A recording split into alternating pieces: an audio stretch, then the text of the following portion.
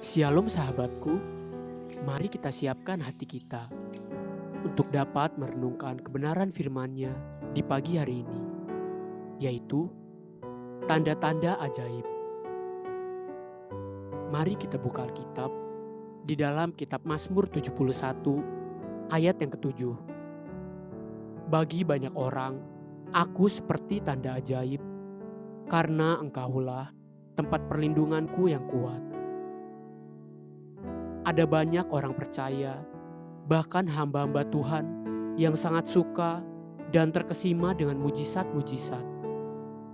Itu sebabnya di mana-mana banyak orang sangat menggemari KKR-KKR yang bertemakan kesembuhan atau mujizat-mujizat, dan dengan demikian manusia seakan-akan baru dapat melihat tanda-tanda kehadiran Tuhan di tengah-tengah mereka.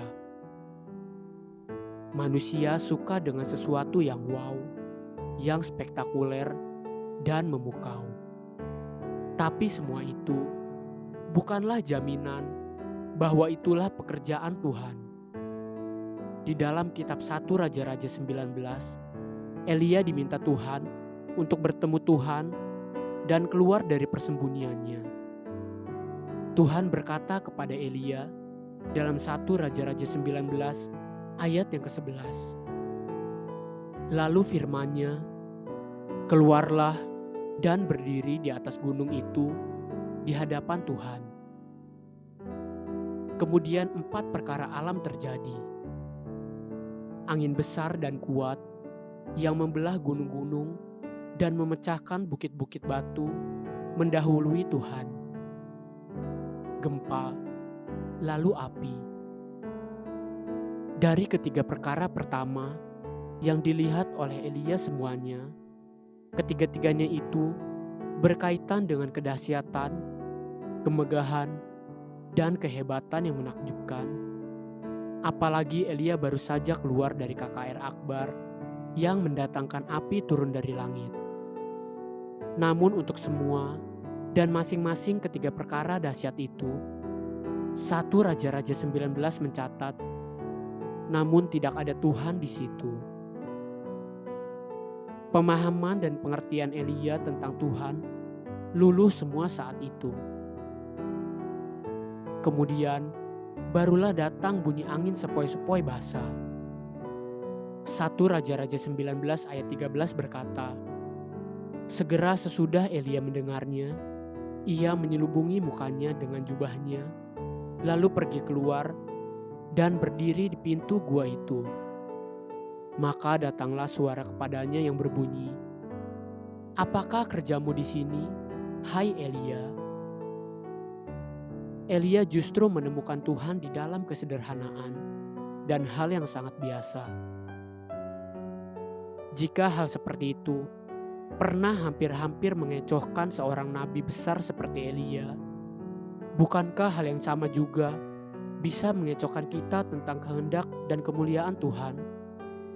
Apalagi jika kita memahami Tuhan hanya sebatas seperti show atau pertunjukan.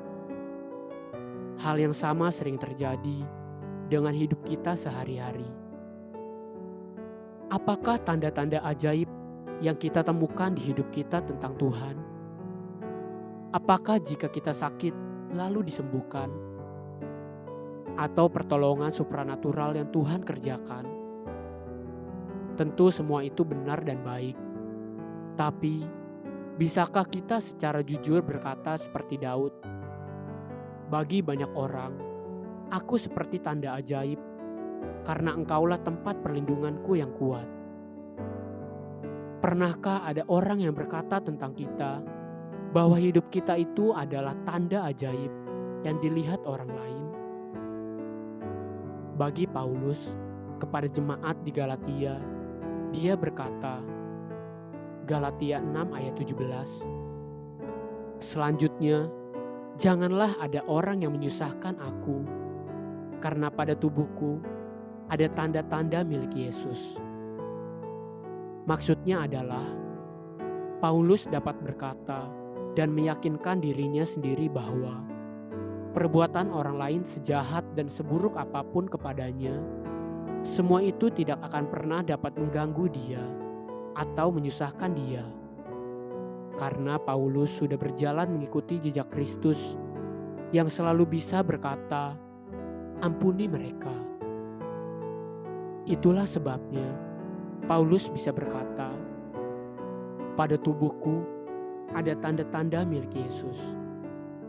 Sama seperti Daud yang berkata, "Bagi banyak orang, aku seperti tanda ajaib karena Engkaulah tempat perlindunganku yang kuat." Haleluya. Sahabatku, mari kita sama-sama berdoa. Terima kasih Bapa Surgawi.